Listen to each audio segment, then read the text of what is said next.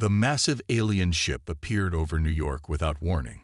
Its sleek, silver hull reflected the morning sunlight, casting strange shadows over the city below. Unlike the chaos depicted in movies, people simply stopped and stared.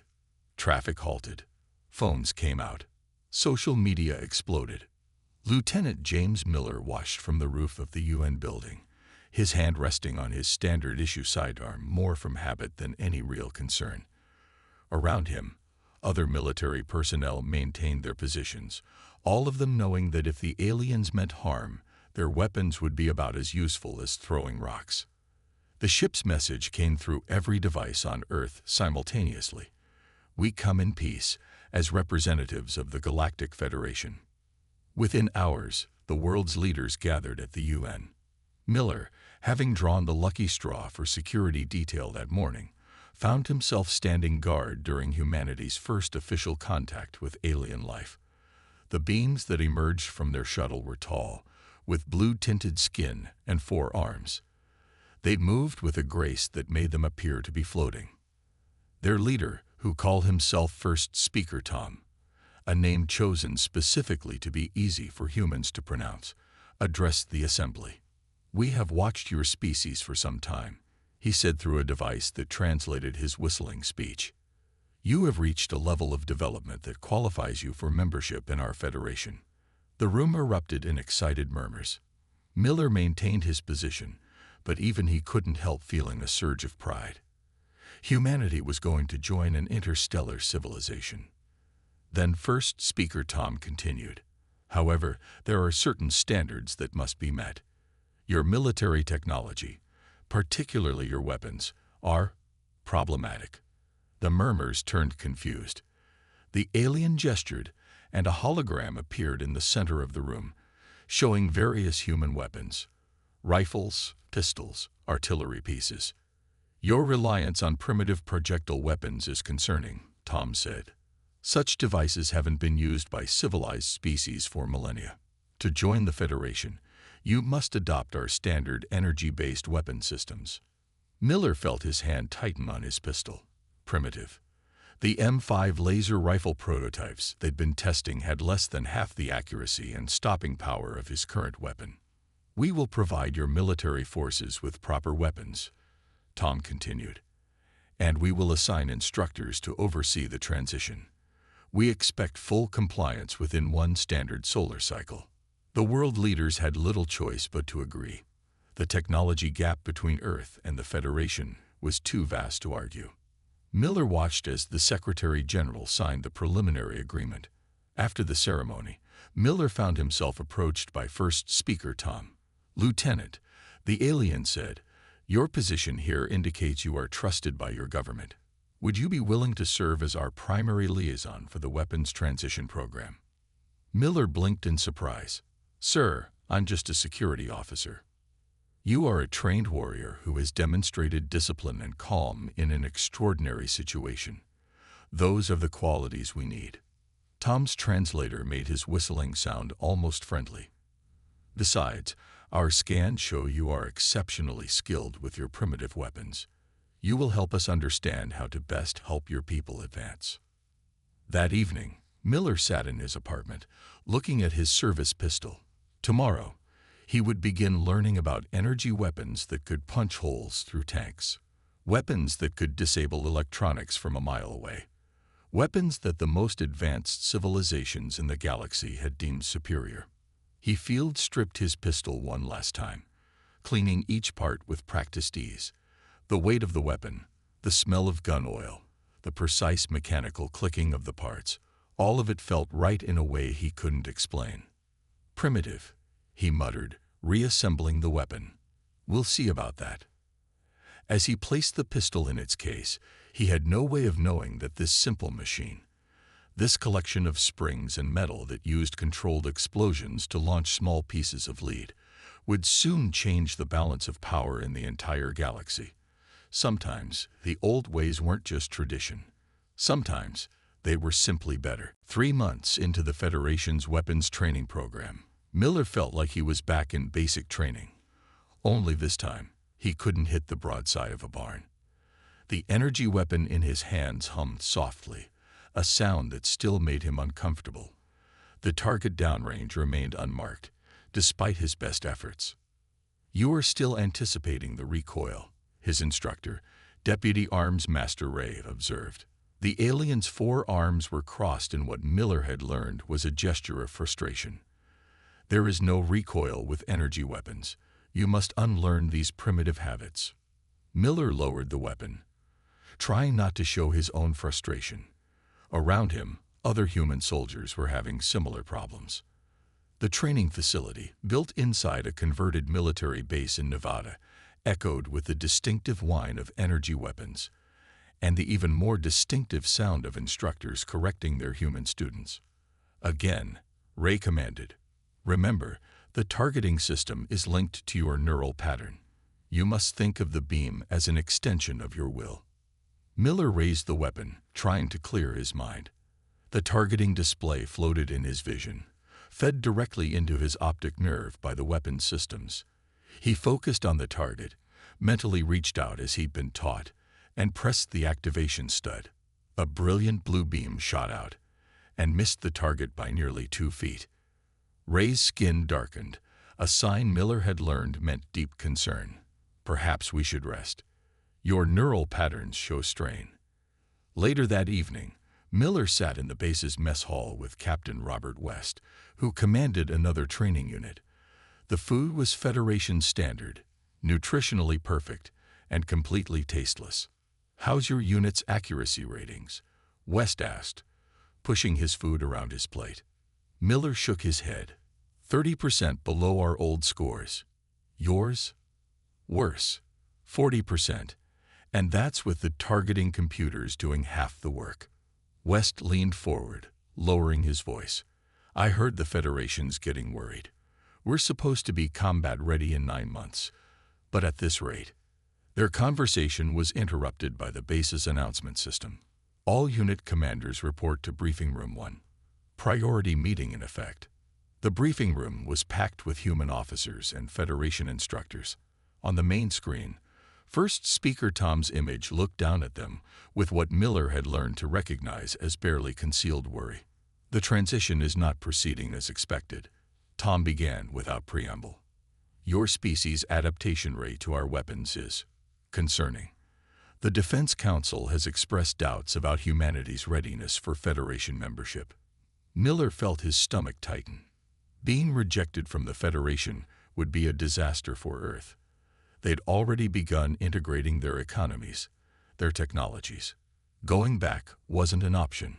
"However," Tom continued, "we have decided to extend the training period by an additional 6 months. Deputy Arms Master Ray has proposed modifications to the training protocols." Ray stepped forward. "We will implement virtual reality systems to help bridge the gap between your previous experience and proper weapon usage. These systems have proven effective with other challenging species." Miller noticed how carefully Ray avoided using the word primitive this time. The Federation was learning diplomacy, at least. After the meeting, Miller found himself in the base's practice range. It was empty this late at the night.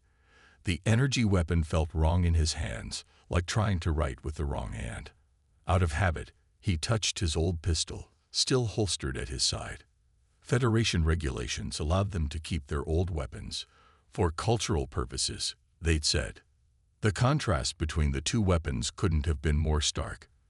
The energy weapon was smooth, elegant, packed with electronics and artificial intelligence. His pistol was all metal and springs, simple mechanics that had been perfected over centuries. As he left the range, Miller didn't know that in a few weeks, this supposedly primitive weapon would prove to be the key to humanity's future in the stars. Sometimes the simplest solutions were the best ones, a lesson the Federation was about to learn the hard way. The accident happened during a routine training exercise. Miller was running the combat simulation course, a maze-like structure designed to test soldiers' responses to various combat scenarios. The holographic targets could appear anywhere, and the scoring system was merciless. That morning, he'd been in a hurry. The Federation inspectors were visiting, and everyone was on edge. In his rush to get ready, He hadn't properly checked his weapon. It wasn't until he was halfway through the course that he realized his mistake. He was carrying his old service pistol instead of the energy weapon. Target sequence initiating, the computer announced. Miller cursed under his breath, but had no time to exit the course. He'd have to complete it with his pistol and take the failing grade. The first holographic enemy appeared, a standard Federation combat drone. Miller's muscle memory took over. The pistol barked 3 times, and the hologram registered 3 hits, perfect center mass grouping. He moved through the course, falling back on years of training. 2 more targets appeared. His pistol spoke again, and both went down. His movements were smooth, natural, confident. Everything they hadn't been with the energy weapons. In the control room, Deputy Arms Master Ray watched the monitors with growing confusion. The scoring system was showing unprecedented accuracy rates. "This can't be correct," he muttered, his 4 arms working multiple controls. "Run diagnostic." "System functioning normally," the computer replied. "Current accuracy rating, 98.7%. Miller finished the course with a perfect run. It wasn't until he saw Ray rushing toward him, all 4 arms waving in excitement, that he realized something significant had happened. "How did you do this?" Ray demanded, looking at the pistol in Miller's hand. Then his skin paled as he recognized the weapon. That's your primitive projectile weapon." "I can explain," Miller started, but Ray cut him off. "Yes, explain. The targeting systems shouldn't even recognize hits from this weapon, yet they registered perfect accuracy. This requires investigation." Within an hour, the base's main research lab was crowded with Federation scientists. Miller's pistol lay on a scanning table while technicians pored over the combat course data. "Fascinating," the lead scientist, who called himself Bill, muttered. "The projectiles pass through our standard shield configurations as if they weren't even there." "That's impossible," Ray protested. "Our shields stop all known weapon types." "All known energy weapon types," Bill corrected. "When was the last time any Federation species used solid projectiles?" The room fell silent as the implications sank in. Federation shields were designed to detect and deflect energy signatures. Physical objects moving at high velocity hadn't been considered a threat for so long that they'd been completely overlooked in shield design. Miller watched as they tested his pistol against various shield configurations. Every bullet passed through cleanly. The scientist's excitement grew with each test. "But this is such a simple mechanism," Ray said, examining the pistol. "Just chemical propellant and shaped metal." "Sometimes simple is better," Miller replied. "No neural links to fail, no power cells to drain. Point and shoot." The base commander arrived, having been notified of the discovery. He listened to the scientist's explanation, then turned to Miller. "Lieutenant, I need you to keep this quiet for now. We need to understand the full implications before we report this to command." Miller nodded, but he already understood the implications. Humanity had stumbled onto something huge. Their primitive weapons might just be the most effective military technology in the galaxy, precisely because they were so simple. As he left the lab, Miller could hear the scientists still arguing about the physics involved. He smiled to himself. The Federation had spent centuries developing ever more complex weapons and defenses, while the solution to defeating their shields had been sitting in museums and history books the whole time. Sometimes the old ways weren't just tradition. Sometimes they were exactly what you needed to change the future. The meeting room deep beneath the Pentagon was filled with Earth's top military leaders. On the table in front of them lay Miller's pistol, looking almost comically simple compared to the Federation technology that surrounded them. "Let me get this straight," General Adams said, leaning forward. "Our obsolete weapons can bypass their most advanced shields." "Yes, sir," Miller replied. "The Federation's been so focused on energy weapons that they've completely forgotten about kinetic projectiles. Their shields don't even register bullets as threats." The room erupted in quiet discussion. A weapons researcher stepped forward with data from the tests. We've confirmed it works with everything from handguns to artillery. Their shields might as well be tissue paper against our conventional weapons. General Adams turned to the Federation liaison officer who had been allowed into this classified meeting. The alien, who went by the name Paul, had been carefully chosen because of his unusually practical view of human technology. "What do you suggest?" Adams asked him. Paul's skin rippled with thoughtful colors. "Officially, I should report this to the Federation. Unofficially, I believe this gives us an opportunity to protect both Earth and the Federation. There are threats out there that our current weapons cannot handle. So we keep this quiet," Adams concluded. "Continue the energy weapon training program as a cover, while secretly maintaining our conventional weapons." The plan came together quickly. Old weapons factories that had been slated for shutdown were quietly kept running. Ammunition production continued under the guise of cultural preservation. Soldiers kept training with energy weapons during the day but maintained their skills with conventional weapons in secret night sessions. Miller found himself at the center of it all, helping to develop new training programs that combined both technologies. They discovered that the Federation's advanced targeting systems could be modified to work with conventional weapons, creating hybrid weapons that were more accurate than anything Earth had ever seen. The irony, Paul commented one evening, watching a training session.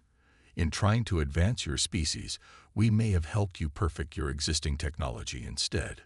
The first real test came 3 weeks later. A group of space pirates, using stolen Federation shields, attacked a commercial shipping lane. The Federation's response fleet was having trouble dealing with the pirates' stolen shield technology. Earth offered to help, sending a small contingent of newly trained soldiers. Miller was among them, commanding a tactical team.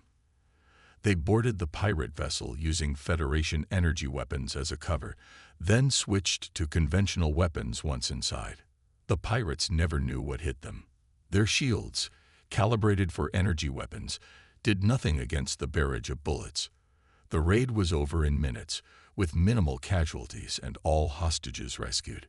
The Federation Council was impressed with humanity's quick adaptation to their weapons, never suspecting that the success came from the very weapons they had dismissed as primitive. Earth's forces began to be requested more frequently for difficult operations. Back on Earth, Miller stood in a newly constructed underground facility, watching as workers assembled new hybrid weapons. They combined the best of both worlds: Federation targeting systems and power supplies, wrapped around the simple, reliable mechanics of projectile weapons. "We're calling it Project Legacy," General Adams told him, "because sometimes the old ways are the best ways." "How long can we keep this secret?" Miller asked. "As long as we need to," Adams replied. "The Federation sees what it expects to see. They're so convinced of their technological superiority that they don't question our sudden competence with their weapons." Miller picked up one of the new hybrid rifles. It had the sleek look of Federation technology on the outside, but the heart of it was pure Earth engineering. Sometimes the best deception was hiding something in plain sight. As he watched more weapons being assembled, Miller couldn't help but smile at the irony. The Federation had wanted to help humanity advance beyond their primitive weapons. Instead, they'd given humanity everything needed to turn those primitive weapons into the most effective fighting tools in the galaxy. The emergency call came at midnight. Miller was woken by the urgent beeping of his Federation communicator. The holographic display showed First Speaker Tom's face, his skin an ashen gray that indicated severe distress. "We need Earth's forces, all of them. Now." The Situation Room was already packed when Miller arrived. The main screen showed a star map with red markers spreading across Federation space like a virus. "They call themselves the Dark Swarm," Tom explained, his voice tight. "They emerged from the galactic core 3 days ago. Our weapons." He paused. "Our weapons are useless against their shield technology." The footage from the battles was devastating. Federation ships, armed with the most advanced energy weapons in known space, couldn't even scratch the Dark Swarm vessels. Their black ships absorbed or reflected every energy blast thrown at them. "How many worlds have we lost?" General Adams asked. 7 in the last 2 days. Their shields are like nothing we've ever seen. They seem to adapt to any energy frequency we use. Tom's image flickered. We're sending you their attack patterns. They're moving toward the outer systems. Earth could be in their path within weeks. After Tom's transmission ended, Adams turned to the assembled officers. Well, ladies and gentlemen, looks like our secret weapon is about to be revealed. The next 48 hours were a blur of activity. Every military warehouse was opened. Every mothballed weapon was brought out. Soldiers traded their energy rifles for conventional weapons, now modified with Federation targeting systems. The Earth fleet, recently equipped with Federation drive systems, was loaded with traditional naval guns alongside their energy weapons. Railguns were mounted where laser cannons had been. Old missile systems were upgraded with Federation guidance technology. Miller stood on the bridge of the EFS Thunder, watching as Earth's first true space fleet prepared for battle. The ships looked like a strange hybrid of Earth and Federation technology, because that's exactly what they were. Dark Swarm fleet detected. The sensor operator announced. 3 light minutes out and closing. Remember, Miller told his crew, hold your fire until they're fully committed. Let them think we're using standard Federation weapons. The Dark Swarm ships emerged from hyperspace like a cloud of locusts. Their black hulls seemed to drink in the light of the nearby sun. They moved with perfect coordination, their advanced shields shimmering with deadly confidence. The first shots from their energy weapons lanced out, testing Earth's defenses. The Federation shields on Earth's ships held, barely. Wait for it, Miller ordered, watching the enemy ships draw closer. Wait for it. The Dark Swarm fleet, encouraged by the seemingly normal resistance, pushed forward aggressively. They had no reason to be cautious. Their shields had proven invincible against every Federation weapon they'd encountered. Now, Miller commanded. The space between the fleets erupted with something the galaxy hadn't seen in centuries. Actual explosions. Railguns spat hypervelocity rounds. Missiles streaked through space. Traditional naval guns roared, sending physical shells hurtling through the void. The Dark Swarm ships, supposedly impenetrable shields, might as well have been non-existent. Kinetic rounds punched through their hulls. Missiles found their targets. The enemy fleet, caught completely by surprise, began to break formation. This is Lieutenant Miller to all Earth ships, he broadcast. Conventional weapons free. Show them how we did it in the old days. The battle was shockingly brief. The Dark Swarm, for all their advanced technology, had no defense against simple physical projectiles. Their shields, designed to handle every form of energy weapon, were useless against basic kinetic impacts. As the last enemy ship turned to flee, Miller received a transmission from First Speaker Tom. The alien's skin had shifted to a color he'd never seen before, one that he would later learn indicated complete astonishment. How? Tom began, then stopped. What kind of weapons are you using? Miller looked at the traditional naval gun mounted on his ship's bow. Let's just say we kept some of our primitive technology in working order. Sometimes the old ways work best. The day Earth saved the Federation with obsolete weapons would go down in galactic history. But for now, there were more Dark Swarm to fight, and humanity was just getting warmed up. The Federation war room was in chaos. Holographic displays showed the Dark Swarm retreating on multiple fronts, their supposedly invincible fleet scattered by Earth's primitive weapons. First Speaker Tom stood in the center of it all, watching as centuries of military doctrine crumbled before simple physics. Show us again, he requested, and Miller stepped forward with his old service pistol. The principle is basic, Miller explained to the gathered Federation leaders. No energy signature to detect. No complex electronics to disrupt. Just a controlled explosion pushing a piece of metal very, very fast. He field-stripped the pistol, laying out its parts on the table. The Federation's top military minds crowded around, staring at the simple mechanical components with a mixture of disbelief and fascination. But this is so basic, one admiral said, his skin flickering with confusion patterns. "That's exactly why it works," Miller replied. "Your shields evolved to stop energy weapons.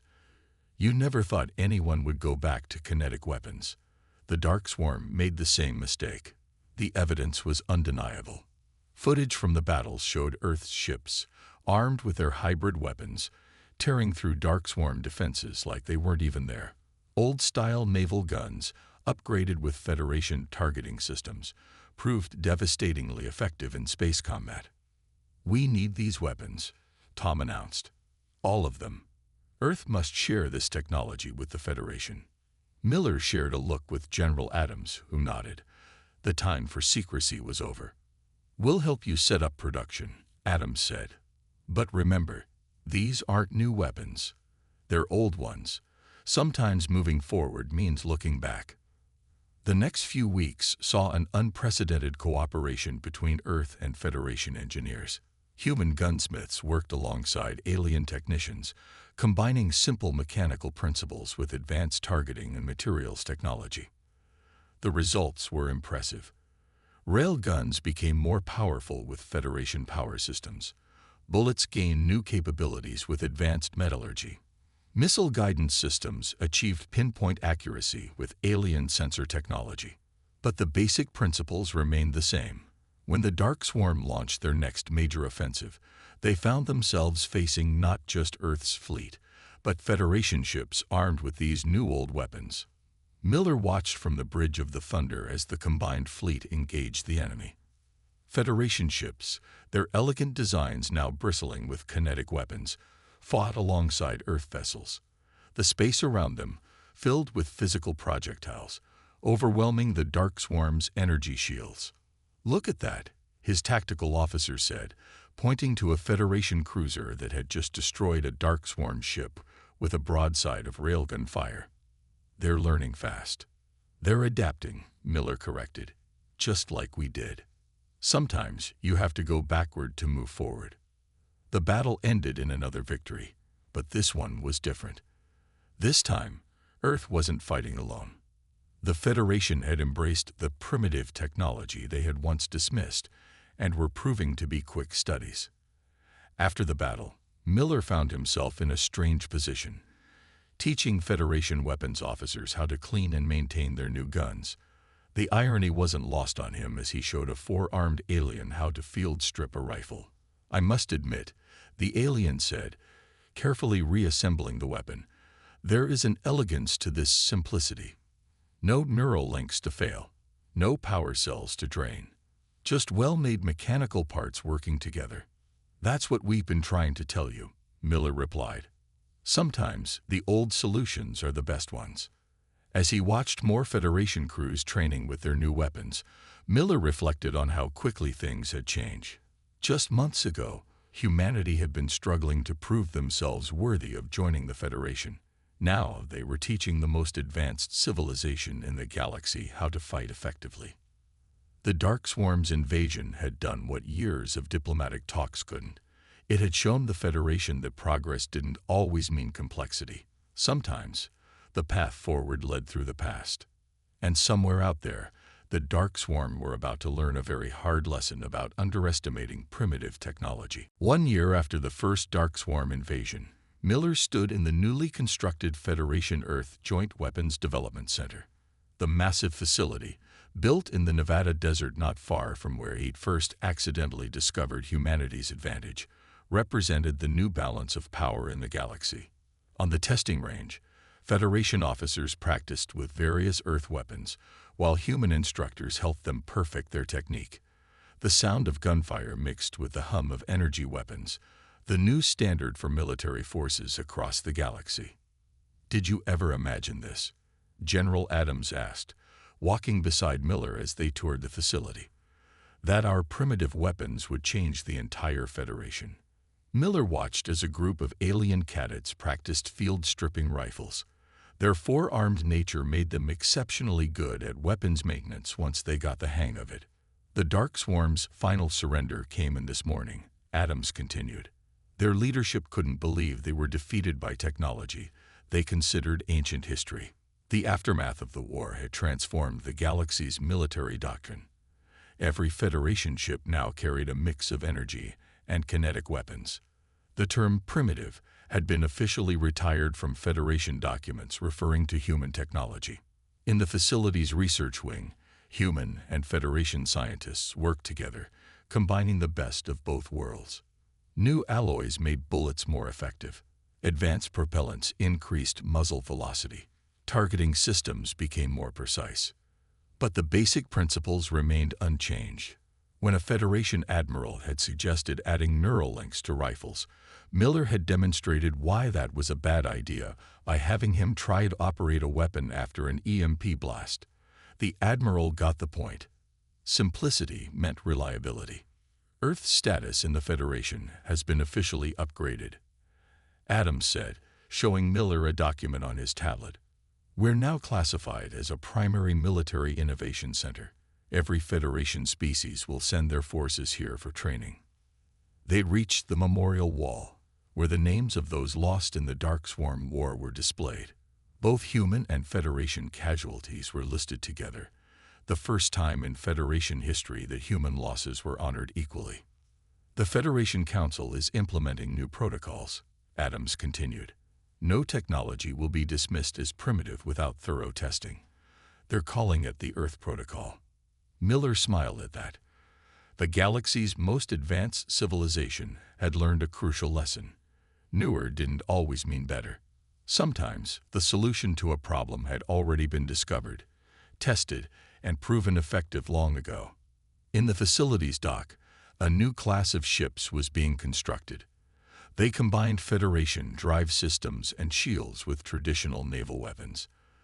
The design had proven so effective that it was becoming the standard across the Federation fleet. They're calling the first one the Thunder class, Adams said, named after your ship from the first battle. As they completed their tour, they came across First Speaker Tom, who was now a regular visitor to the facility. His skin showed the deep blue of satisfaction as he watched the training exercises.